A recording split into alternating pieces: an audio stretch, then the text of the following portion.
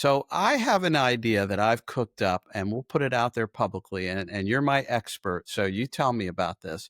So you know how the first time you begin to talk to your hospitalists about how they'll be measured and evaluated on their own length of stay. You've had this conversation, right? Yeah. Yeah. The deflation in your voice says it Well, all. I mean, it's interesting because I've never, as a physician advisor, had to go to a physician and say that, but I have certainly been a hospitalist and had my leaders come to me and be like, "Here's your score sheet. Here's your Yeah. length of stay." Okay, fair enough. Here's your score sheet. We're keeping score. It's a golf match. So here we go back to this crucial conversation that somebody's having with a hospitalist who says, well, it's not my fault. Okay, here's what I offer up as a tentative solution.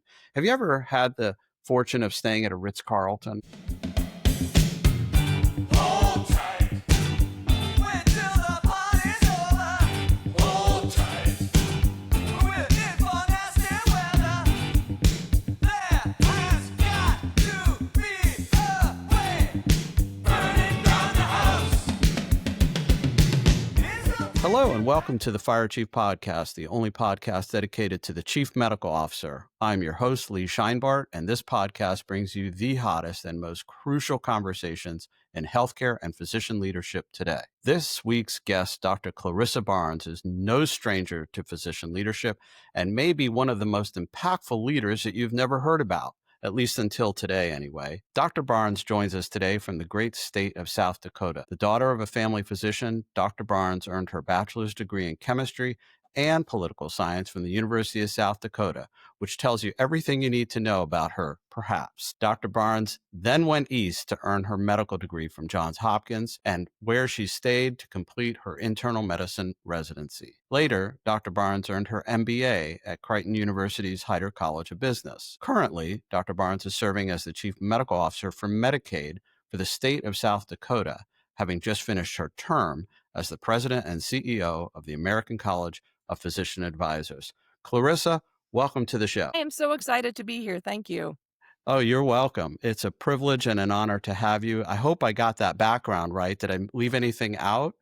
No, and it's sort of weird to hear everything repeated back to you. It's like, oh man, I went to school a long time. Yeah, it's kind of like a history and physical, isn't it? So are you still seeing patients and teaching? I'm not sure. Yeah, so I still do hospitalist shifts at the main hospital in town, and then with that, there's residents that we see as well. I'm not teaching as much as I used to, just because of you can't do everything. Yeah, and we've talked about this, and I'm very excited to throw a bunch of questions at you because you're in a really unique space, and there are not a lot of people in the position such as yours that still provide clinical care and the teaching, as you mentioned. And perhaps it's not as often as you would like, but it's still meaningful, obviously, or you wouldn't do it, right? Yeah, no, that is, I think, a common physician leader struggle, is sort of like when to convert 100% versus when to sort of, try and keep your toe in.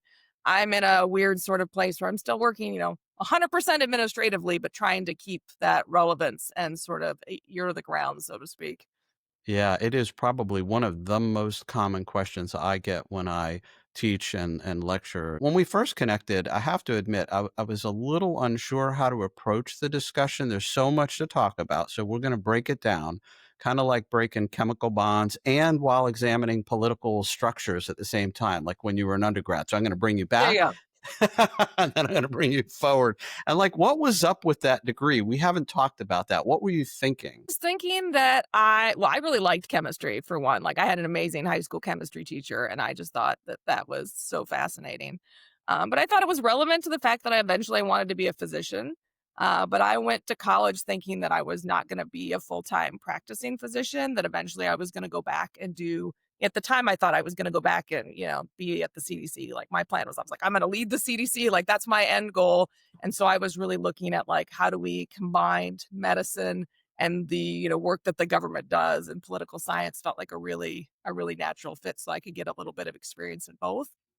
And realistically, once you start medicine, like, that is your life, right? Like, you're 100% in. And so I thought undergrad was a great time to sort of do a bunch of other stuff that I wasn't going to get to do later. Well, I think that's actually rather cool.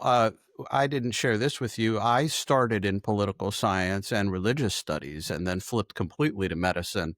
Went to pre-med and then, dropped all that stuff. But here we are both experiencing sort of late in life design and thinking about structures in medicine and how that works out. Now, you mentioned you as a kid, your father being a physician. It was very early in your mind that medicine would be part of your future, right? Is that correct? Yeah, no, if you go back historically and look, like, I think almost every Halloween costume I ever had, like, I was a doctor because I was like, "Well, I'm gonna be a doctor someday. Like, this is easy." I think one year I was a softball player maybe, but, like, I spent a lot of time, hearing about, medicine, a lot of time in doctors' lounges, just listening to physicians talk. Like, I honestly don't know when I made a conscious decision. I think it just sort of was always sort of, gonna happen.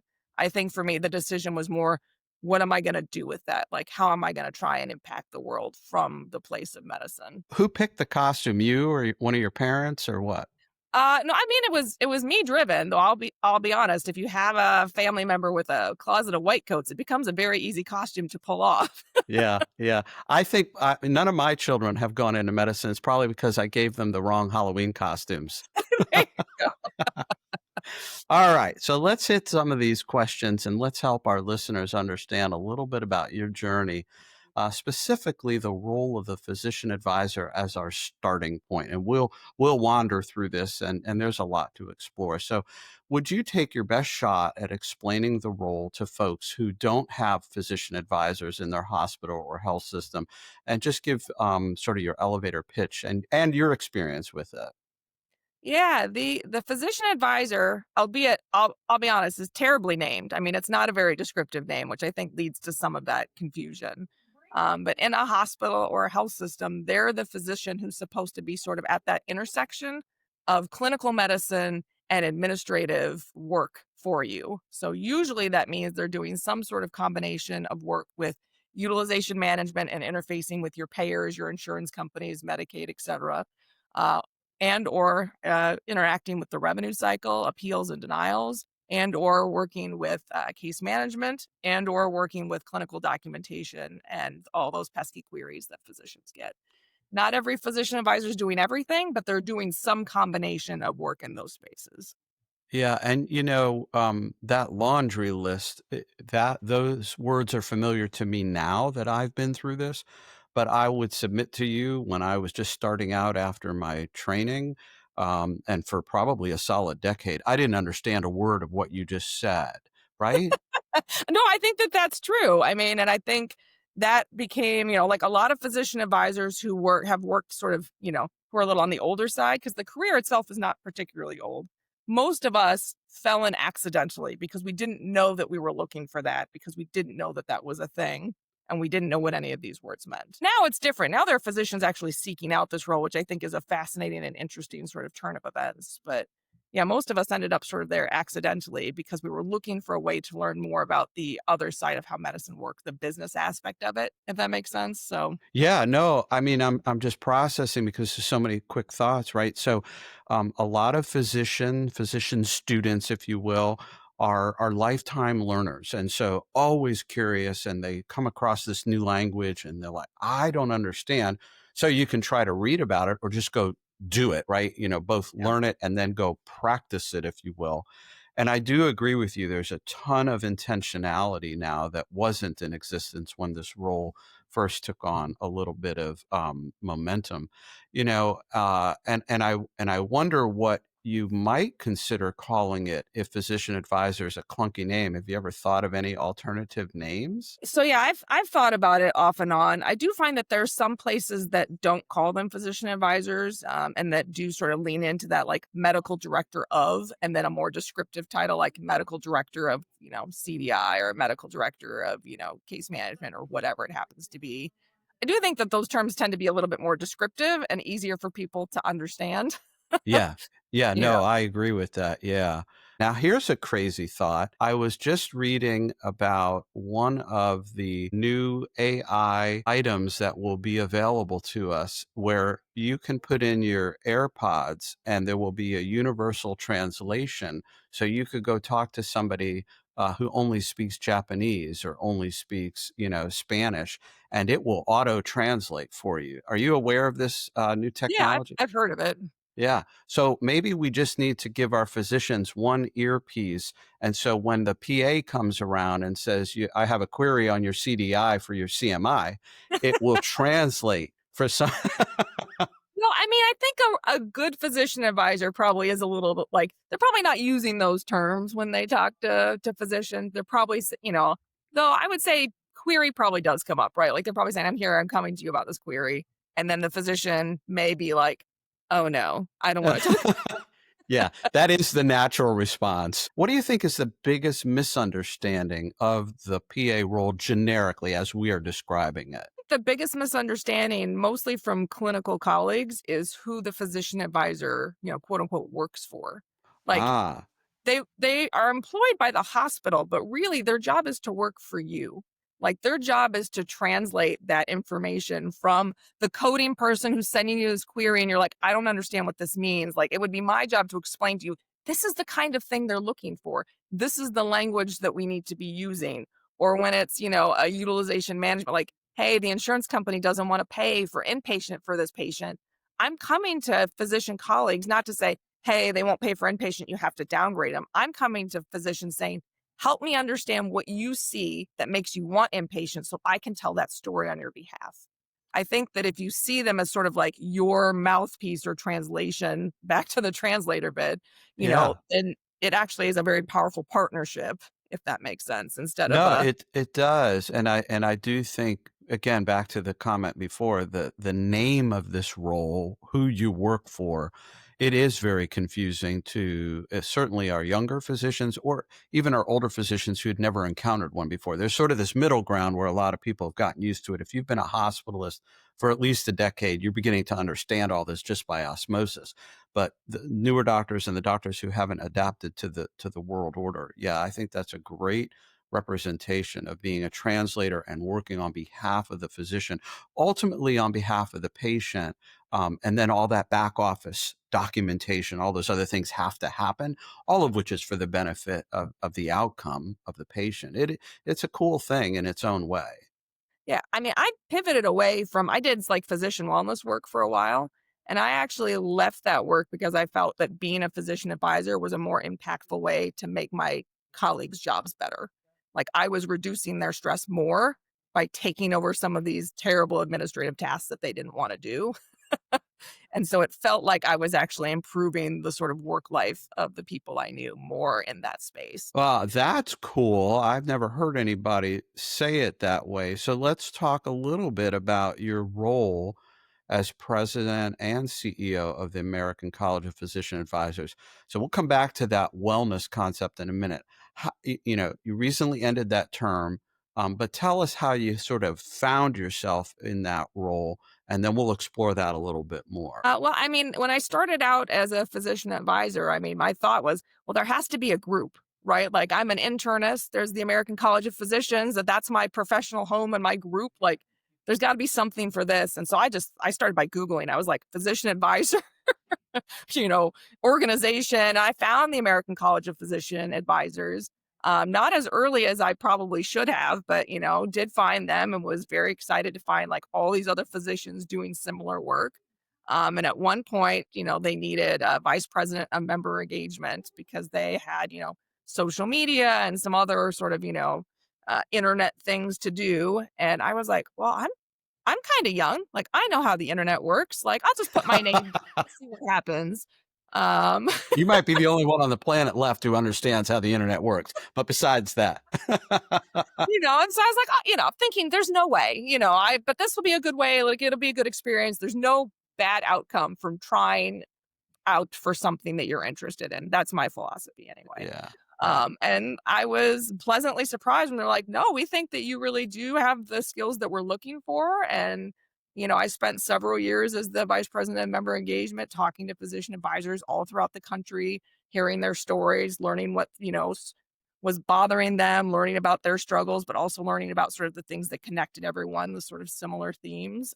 Membership grew a lot as we were trying to sort of bring people together. And then, it was time for our president to step down, and they said, "Who's ready?"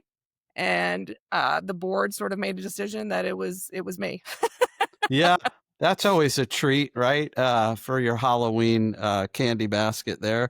Now, now, how many members approximately are in the College of Physician Advisors? Today it's probably about 1,400. Okay, and also you were titled the CEO as well. Do I have that correct? Yeah, well, so this is more than we need to get into today, but the structure of ACPA it was a little bit confusing. It wasn't quite sort of what I expected in terms of like the board and then the separate sort of like administrative, like sort of like a hospital, right? Like you've got your board of directors for fiduciary oversight, but then you also have like the CEO who runs things and all the people. At the time that I joined, it was very much the board was both. So it was both the, oversight, but also the doers, if that makes sense.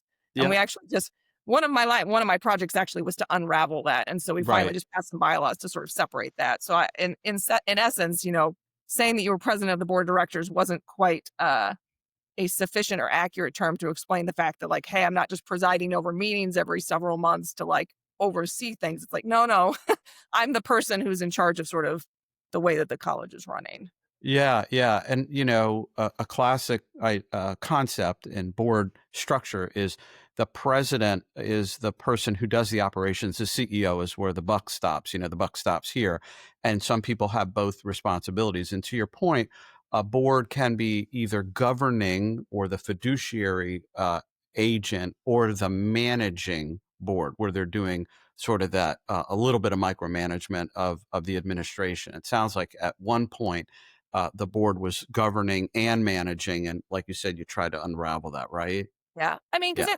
because the ACPA itself at this point is 11 years old. It's not a super old organization, because the profession itself is not super old. And so at the time, the pool of people doing that work was quite small, and the Yeah. college Yeah. was quite small. And as we've grown, we've just sort of had to, I think, adapt to those changing needs and times. And to an extent, because medicine as a organized body is just slow to change. There's a lot of rapid changes in our medical knowledge and the things that we're doing.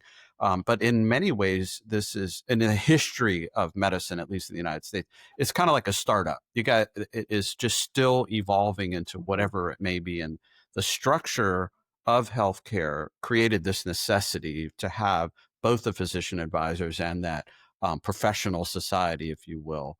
What big changes occurred under your term?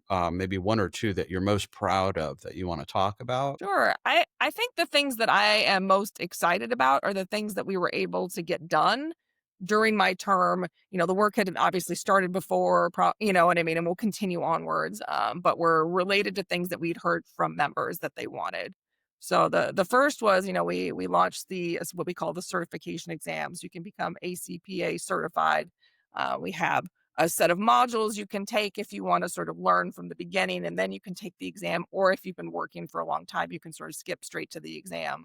But it was the first time there was a sort of what I would consider a practical exam for physician advisors, something that wasn't just like repeat to me like the date that this law was passed, but tell me, like, do you understand how status determinations work? Do you understand, what these different notices from Medicare mean? Do you understand, what an MCC for a CDI would be? Like something that was sort of practical and was written by physician advisors or written by physician advisors in the college for us and for our colleagues, which I thought was, in hindsight, a sort of an ambitious undertaking given the size that we were, but has been received very, very well.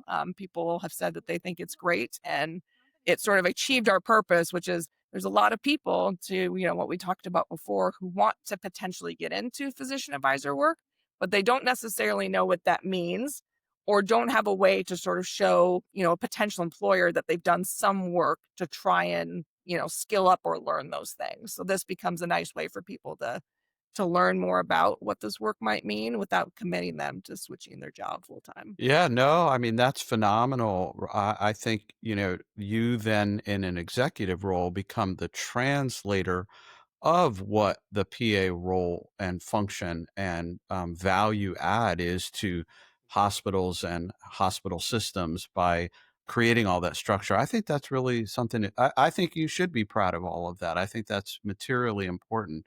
Any idea of whether or not AI will accelerate or facilitate how the PA functions going forward?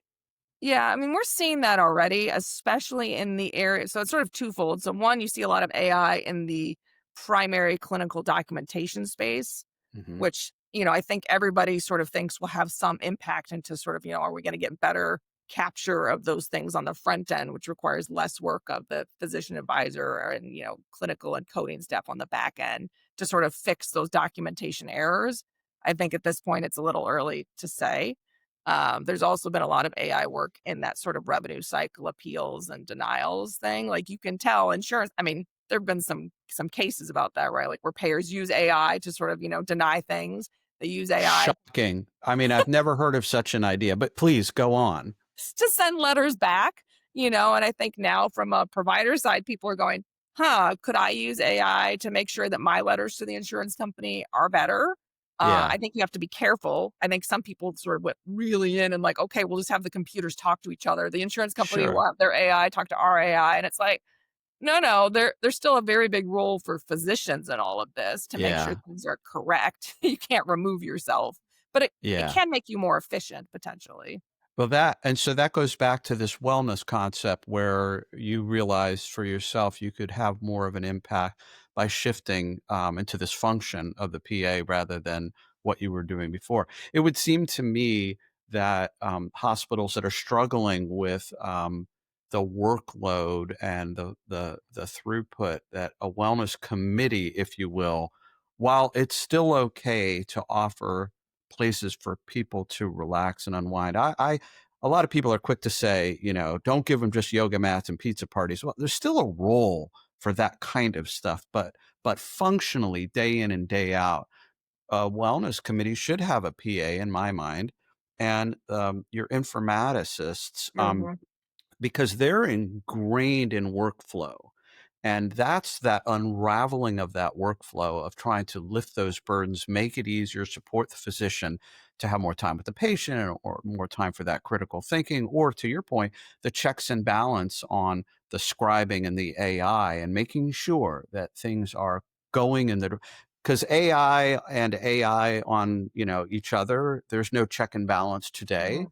So giving people the time and space to do that work, I think would be a wellness activity. What do you think of my structure as Yeah, I no, say I that? think that that is really insightful and I think is probably correct because if you look at, what physicians say, hey, this is why I'm burned out or this is why I have moral injury and this is what's bothering me. Like some things that, a wellness committee might do might temporize that. But if the issue is like, look, man, am I find joy in seeing patients and I'm spending more time charting and sitting at a computer than I'm sitting with people, like no amount of other stuff is going to fix that fact that you're not doing the things that bring you like happiness and fulfillment and make you feel like this is why I became a doctor in the first place. Yeah, yeah, yeah. No, I love what you're saying. This just resonates so deeply with me because what I've learned in my leadership career is one of the things great leaders do is they identify the barriers and the obstacles and tear them down. And they restructure things to make Mhm. it better instead of just walking around preaching, shaking fingers, taking credit for other people's work, which it's a great example of a toxic leader. You really just need to help lift people up to be the best that they can be. And to that point, and to your earlier point, not everyone is actually wired to go sit with patients for that extra 10 or 12 minutes. Yeah. They are more excited to dig into CDI. They are more excited to battle and UR and get it right. They're just because you got the degree that you're called a doctor, you may be excited about different things. And I think we need to be very open about this and let water seek that level that it seeks to achieve. What are your thoughts on those statements? Yeah, no, I think that that's absolutely true. And I think it's funny during residency, I remember there were a couple people and they were quite clear. They're like, I like seeing patients, but like, that's not what excites me. Like the research is what excites me, or the teaching Right. of other residents is what excites me. And like, it felt like at the time that there was almost like a, like you can't say that you don't love taking care of people. Like you got Yeah. to say that, that's your inside thought, not your outside thought. But to be fair, that is people like me. Like I love taking care of people, but I never intended to make that my full-time 100% career. And I knew that coming into this. Where I ended up was a little bit different than where I thought I was going to be, but it fulfills the same underlying thing that, motivates me, which is I like to make systems work better. I like Right. to fix things, break things, rebuild them for patients, because I love patients and I love taking care of them, but also for healthcare workers, for physicians, for my colleagues. Like that's my job. Yeah, no. See, I tend to think that the House of Medicine is in need of renovation, but we need to recognize some of us are carpenters, and I don't mean the orthopedic I'm not dissing the orthopedic doctors, but some of us are scientists, right? And we like to do the HVAC and the engineering of the house. Mhm. And some of us really just want to lay that carpet down and make it look pristine. We're all different, but we do find ourselves in that bracket called medicine. And we could probably do a better job because we understand the nature of the practice of medicine. If you've Right. never practiced it, studied it, learned it, it's a lot harder to make it better. And not to say that non-clinical leaders can't do it, but they're handicapped. I have to tell you, they have other traits and qualities, and their brains wire in certain ways to make it better. But physicians can do a darn good job. And I'm all about that if that Yeah. can happen. And I think we as a profession have done ourselves a little bit of a disservice, because I do feel like generations past were much more active in the shaping of their environment and their work life. And we've become much more passive and said, hey, somebody else is taking care of that. I don't need to worry about that. And the answer is you can, but you may not end up with a system that you like, because the motivations have a lot of overlap, but they're not completely aligned. Yeah, And that's yeah. just human nature. Yeah, I'm with you on that. Okay, so let's talk a little bit more cerebral about the role as chief medical officer, right, of the South Dakota Medicaid. Tell us a little bit about that role and the challenges that you face, and how your relationship with the PA history, did that help you, hurt you, make no difference? Bring that all together for us. Well, I thought it was going to help me a lot. Like to me, it felt like sort of I was in a place where I had been working as a physician advisor for a while. We had done sort of, back to, I like to build and create things. So we had gotten the physician advisor structure in that system to a place where I was like, I'm pretty happy. This is working pretty well. Obviously, there's still work to do, but it's not the big work that I had been doing before. And I feel like I need to get a peek sort of behind the curtain. Like, how does it work from a payer side, from a government side? Because you spend all this time sort of like, railing against the rules. Like, why is it this way? This doesn't make sense. You're like, I'm just going to have to see it for myself so that, I understand better how to move the needle where I feel like it needs to move. And I really thought that all of that experience and like was going to be like, oh man, I'm just going to step into this and it's going to be a perfect fit. And it actually, was a lot more challenging than I expected it to be, but that in a good way, that there was just so much more to learn about sort of the actual, processes involved in like, okay, like how does a payer pay the claim? Like what processes does it need to go through? Why do these checks and balances exist in the first place? I admit I was one of those physicians, years and years past. I was like, why do prior authorizations even exist? Like I only ever order tests that are appropriate. Like this doesn't make any Right. sense to me. And then you get to the other side and you're like, oh, okay. One person may be doing things 100% correct, but not everybody is. And it doesn't even have to be, fraud. It can just be like waste and mistakes. You know what I Yeah. mean? Well, some of these processes exist maybe not specifically for you, but for a larger system. And so getting, I think, more exposure to that was really, really useful. So look, as an independent, autonomous agent of practicing the art of medicine, which is what we're trained to do. Now, it's much more team sport today, especially on a hospitalist role or in the intensive care unit. You have that multidisciplinary, right? You talk to the pharmacist, the respiratory therapist, case management as you're going from room to room. Much more of a team sport than ever before. However, there are only so many slices of that pizza pie out there for every practicing doctor. It is not an unlimited amount of resources and money. So, one strange way of looking at this is we're all fighting over the same nickel.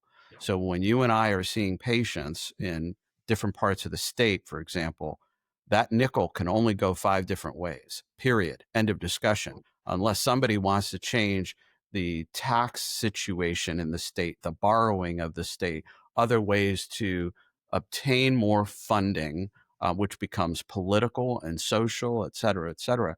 So the fact of the matter is, we're not all going to get a nickel. 5 of us are each going to get a penny. That's all there is to it.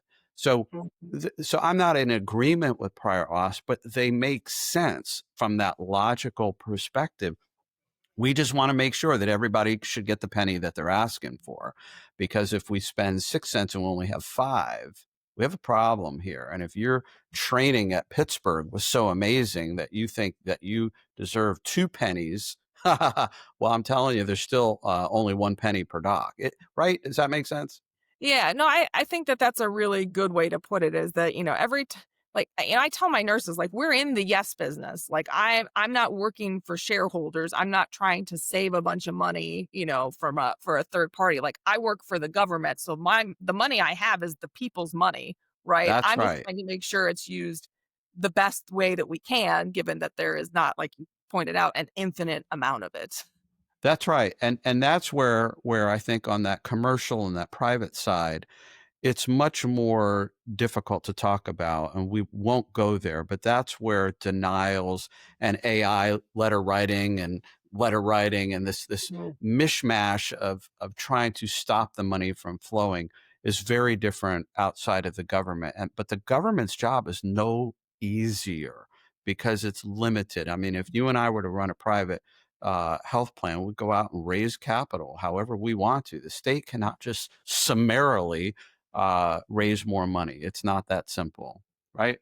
That's exactly right. Our interests are different as the state versus sort of other payers, but the ultimate philosophy of, like, look, because there's only so much money, you have to make sure that you're trying to use it the best way that you can. So this is your full-time role now, in addition to the hospitalist shifts that you take. Are there any other roles that we haven't talked about that you're also doing? I mean, that's enough for now. Now that I still No, I mean, finishing up the American College of Physician Advisors, I think that was a big chunk of my time. So trying to do all 3 of them at once was a Yeah, lot. yeah. Well, hey, Uh, you're the kid who did poli-sci and chemistry. So as far as I'm concerned, I think you're selling yourself short. You should no, do more stuff. I make the joke that I don't know that I've ever just done 1.0 FTE in my entire life. I don't think I would know what to do with myself. I think my kids Yeah. are my time for I things for me to do. Yeah, you music to my ears, because I didn't realize when I was working, I was about a 2.5. I just never knew it. And I went to part-time and I found out that's what a 1.0 is. And so most of the world works at a different pace than people like you and me. Yeah, no, It's just the way it is.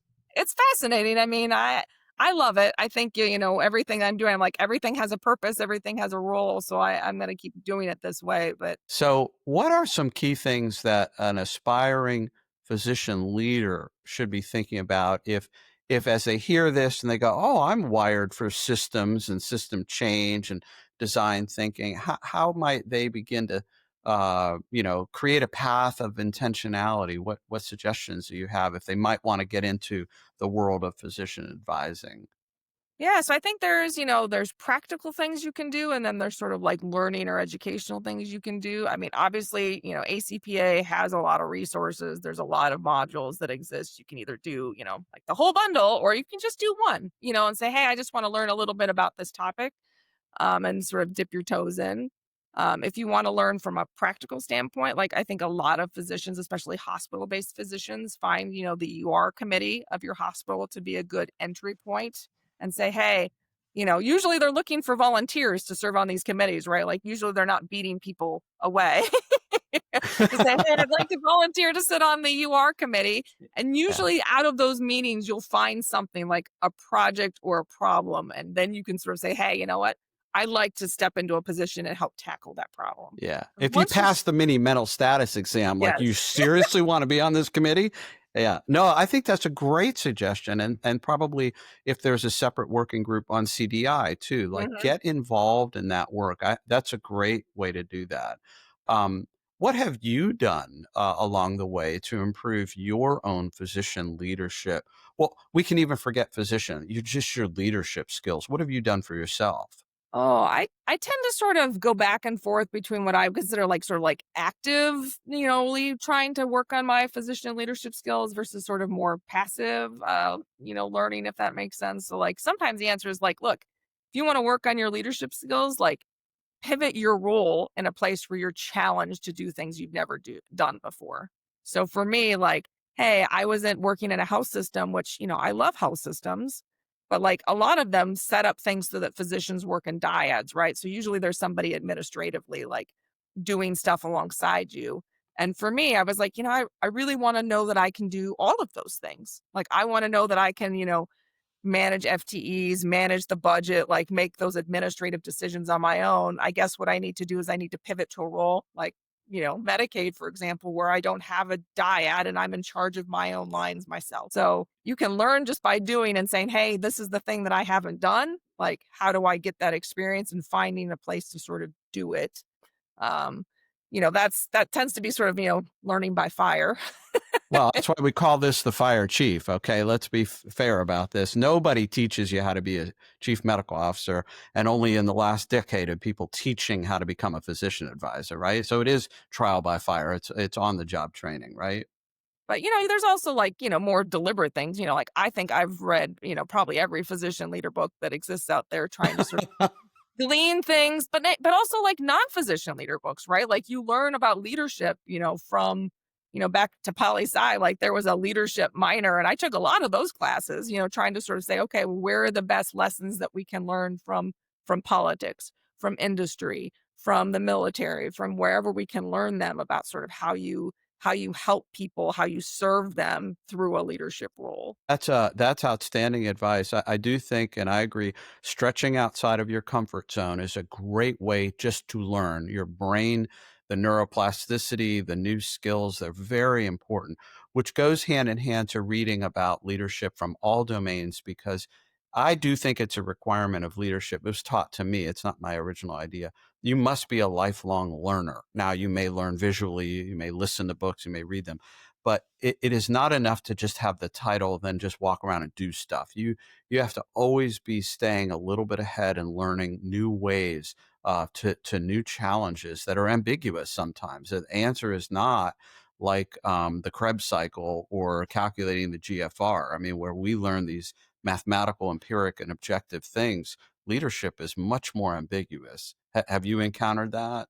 Yeah, and knowing the right answer and being able to do it are not the same thing, right? Like Yeah. sometimes I'll be like, "Oh, this is the right thing to do," but I didn't do it that way. I messed up this time. I forgot the thing that I read which is why you have to practice, to Yeah. sort of give Yeah. yourself a little bit of grace and say, "Yeah, I didn't hit 100% on that time, but I'm going to take that and I'm going to learn from that and do better in the Yeah, future." you also learn a lot about forgiveness, giving grace, just listening. Those are all part of what we learn as we become competent clinicians. But then we tend to forget it later in life that it's just as important in the leader role. So I have an idea that I've cooked up, and we'll put it out there publicly. And you're my expert, so you tell me about this. So, you know how the first time you begin to talk to your hospitalists about how they'll be measured and evaluated on their own length of stay? You've had this conversation, right? Yeah. Yeah. The deflation in your voice says it Well, all. I mean, it's interesting because like I've never, as a physician advisor, had to go to a physician and say that, but I have certainly been a hospitalist and had like my leaders come to me and be like, here's your score sheet. Here's your Yeah. length of stay. Okay, fair enough. Here's your score sheet. We're keeping score. It's a golf match. By the way, physician advisor pathway, is that a pathway to becoming a chief medical officer in your opinion? I think it is. I think it's actually a really good one. I don't know that every health system sees it the same way that I see it. Yeah. Nationally, I've had many physician advisors that I know that are not physician advisors anymore because they are CMOs or chief clinical officers, or even, some of them have aspirations to be CEOs someday. Yeah, I think that it is a very good potential. And to your point, if you're in a 50-bed, critical access hospital, there's probably no role for the PA. The CMO probably, if they're whoever the physician in charge is, probably does all that work in a small hospital. But the bigger hospitals or the bigger systems, there's a lot of value in it. And I encourage CMOs to fight for getting FTEs for PAs. I think it helps the CMO. It helps, like you said, you as a CMO manage the FTE. The physician advisor might manage a medical director. It's a very good learning process. And if you have come from a specialty, the ED docs and hospitalists, they kind of know how hospitals run, but sometimes you're an OBGYN or you're a surgical specialist. You might lose track of how the hospital works. Becoming a PA is a great way, like you said, revenue cycle, rules. What does all this overnight stay mean, et cetera, et cetera? Okay, so here we go back to this crucial conversation that somebody's having with a hospitalist who says, well, it's not my fault. I discharged them on the day that I came on service. And that's because the doctor before me did such a lousy job. That's why they stayed 8 days. Blah, blah, blah, blah, blah. Okay, here's what I offer up as a tentative solution. Have you ever had the fortune of staying at a Ritz-Carlton? Yes. You hesitated to Well, answer. where was that? And I was like, oh yeah, that's what it was. It was a Ritz. And at the Ritz, they tend to want to hand you, an item, a card with both hands that come around from behind the desk. And it is my understanding that they really develop the culture at the Ritz of everybody who works there is there for the guest, or their client or the customer. And if I'm not mistaken, everybody who works in that particular hotel, they're given a discretionary fund for every fiscal or calendar year. There was something was wrong with the mini fridge in the room. Something wasn't right with the air conditioning, and so they can spend this discretionary fund and give them a free bottle of champagne or something to make the experience better. And each individual has this autonomy to spend this. I want to develop the length of stay bank account for every hospitalist. And you have a discretionary fund of between 5 and 10 days or 15 days for either a quarter or a year. And somebody could do the math. And when you get into a street fight with somebody who, quote, stayed too long, that doctor can say, I'm going to use my bank account and I want to apply 10 days because there was no way we were getting this patient out. And if you're going to use the arithmetic length of stay, not geometric, I don't want this to count against me. So I want to spend my 10 days down and make it a 5-day length of stay. How do you think this idea will be received? I mean, I think that that's an interesting and novel idea. I think ultimately the thing that physicians don't love, though, is they don't love being held to metrics that they can't control, right? And sometimes the length of stay is on you because the patient was going through. And you were like, look, I just wanted to do these extra tests that were outpatient tests and it was convenient and I did it. That's a thing. That's on the physician. But sometimes it's like, look, man, they need a long-term care bed. I've been done with them for a week. I need, and it's not even case management's fault because they've been trying too. It's just the state of medicine has given us a lot of rocks or stumbling blocks to discharge that, are big problems to solve. They're not like individual patient level. Okay, problems. fine. So I'll have a sniff bank account where there were no beds, and I'll take a debit on my sniff days. And I really wanted to treat this patient a certain way. I wanted to know that every test was okay. I was so afraid they were going to leave the hospital and they'd have a stroke on me. And I wanted to make sure everything was on. Then you cash out 5 days and you don't get the attribution. How fun would that be? It would actually make I'm going to spend it. Yeah. No, I like the concept, though, of being able to sort of give the doctor back some autonomy to say, I made this decision and you're going to have to be okay with it because I've That's got. right. That's exactly right. And I do think that if you're a good physician advisor or you're a good leader, like those are things you're listening to where you're like, look, man, I thought that this was important. I needed to do it. And then it might be the physician advisor's job or the CMO's job to be like, okay, I've got your back exactly. on this one. Like, I hear what you're saying and I support So when your. you see Lee's length of stay, savings, bank, and trust, you heard it here Oh, first. no. Yeah, And, I'll be looking for board of director individuals. So we'll be giving you a there you call go. because you have the experience. All right. Well, this has been a great show, a lot of fun, very insightful, a lot of leadership lessons here. And this podcast is seriously, it's all about sharing the messiness of U.S. healthcare, what physician leaders can do about it, and your experiences, your learned lessons, your insights. They undoubtedly manifest into leadership skills for the listeners, most of whom who have prominent roles in healthcare and they're aspiring to those roles. So thank you again. A thank you to the unsung heroes known as physician advisors. Any last comments before we wrap the show? No, I just think that people, it's fascinating to me to see how this physician advisor role has evolved. I think if people are interested even a little bit, I think it's worth sort of learning more about. And I think if you're a chief medical officer, there's really no way for you to not understand these concepts. They're so ingrained in what CMOs need to be sort of aware of that if you have a physician advisor that works with you, like you should spend some time with them. And if you don't, you might want to advocate getting one. Yep, I agree. Well, everyone, you have been listening to the Fire Chief Podcast, the only podcast dedicated to the Chief Medical Officer. Want to learn more about what it is like to be a CMO or a physician advisor? Check out our website, thefirechiefcmo.com, and connect with me on LinkedIn.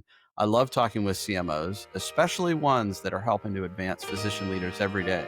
So get out there, be a chief or perhaps a physician advisor. And in the words of Sergeant Phil Esterhaus, don't forget, let's be careful out there.